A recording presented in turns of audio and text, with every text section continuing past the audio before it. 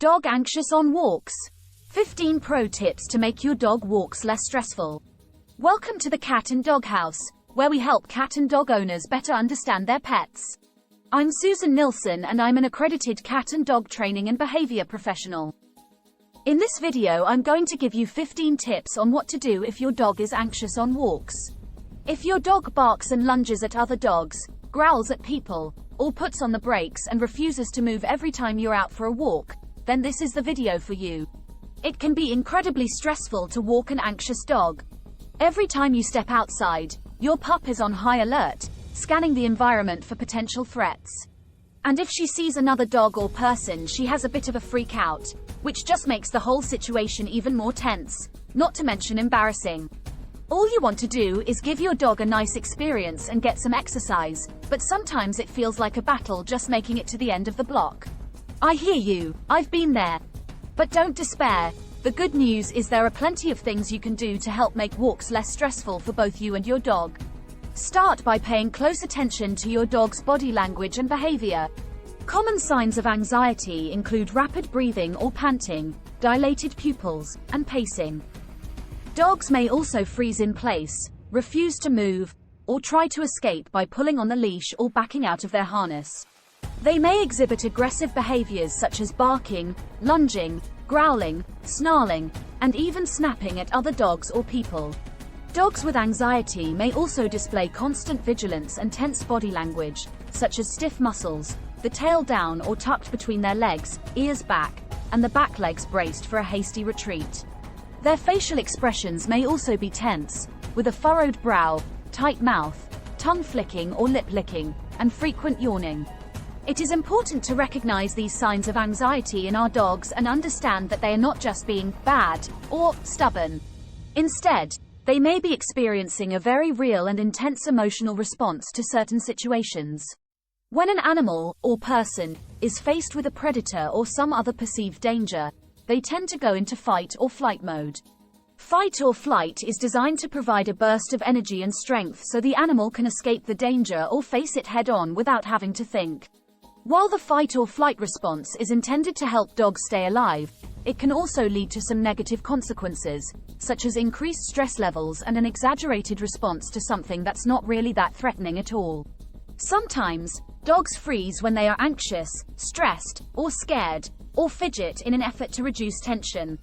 Dogs who are out on walks may want to run away from whatever is making them anxious or fearful, but their leash restricts them from doing so. This can cause the dog to feel like she has no other option than to fight and make the scary thing go away. There could be many reasons why your dog is feeling stressed or anxious on walks.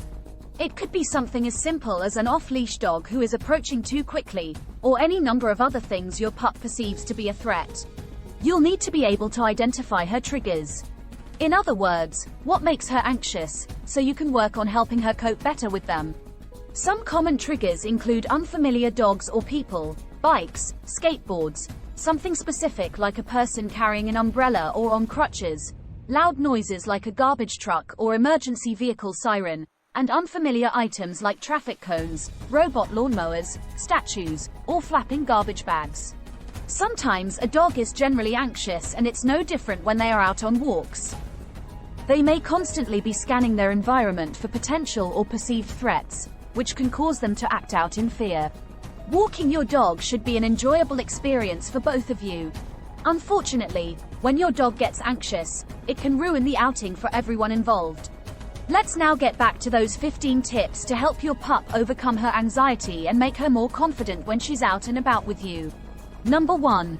Use the right gear. It's essential that your dog is comfortable putting on and wearing her harness. A harness is safer than a flat collar, which can cause throat or neck injuries if your dog pulls on the leash. Please forget anything aversive such as a prong collar, a choke chain, or the dreaded shock collar. I use the Freedom No Pull harness, like Florence is wearing here, and we love it, so you may want to check it out, link below. I prefer leashes that are at least 6 feet long because they give the dog more space to explore and sniff around without me having to stand too close. My favorite is the Euro leash, which is what Esme has here, link below. I prefer to have both hands free when walking my dogs. It's essential that your dog likes wearing her harness and is comfortable putting it on and wearing it. Number 2. Desensitization and counter-conditioning. Big words, I know, but they just mean you're going to teach your dog to enjoy walks instead of dreading them. Desensitization involves gradually exposing your dog to a fear-inducing trigger in manageable doses, aiming to reduce negative reactions. So if your dog is anxious about seeing other dogs on walks, desensitization would involve controlled sightings from a distance where she still feels comfortable. Counter-conditioning pairs the trigger, in this example, other dogs, with positive experiences to change your dog's emotional response. So when you see another dog from a distance, pair that sighting with a high-value treat to start building a positive association.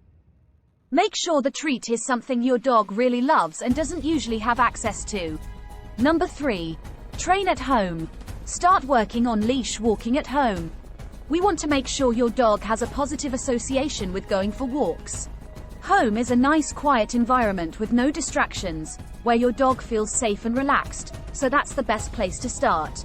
Once you do get outdoors, and if your dog has a specific trigger for her anxiety, try to choose walking locations that are relatively quiet and have plenty of space and where there are few other people and dogs so your dog doesn't feel overwhelmed. Number 4. Build your dog's confidence. If you have a generally shy, anxious, or fearful dog, a good way to help build her confidence is by providing mental stimulation and getting her to use her brain. Food puzzle toys like Kongs, Litsky mats, and Snuffle mats, links below, environmental enrichment like scent games, and clicker training can all help keep your pup mentally engaged.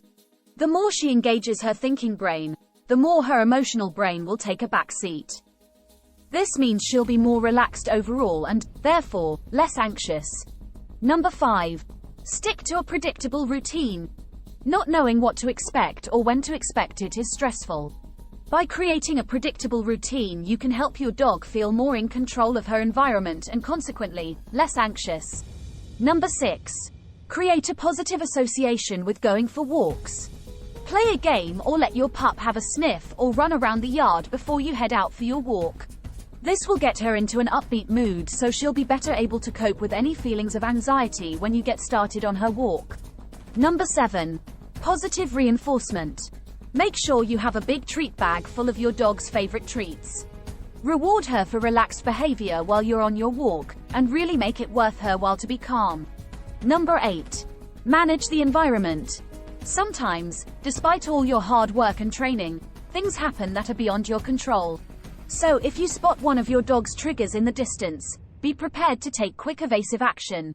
You can change direction, use a tree or a parked car as a visual barrier, or distract your dog with a game or by throwing treats on the ground. Whatever it takes to prevent her reacting to the trigger. Number 9. Give your dog choices. Humans tend to walk in straight lines, but dogs like to wander back and forth, round in circles, zigzag a bit and then go back for another look. So if the environment allows, let your dog meander and sniff to her heart's content. It doesn't matter if you don't get very far or have a structured walk.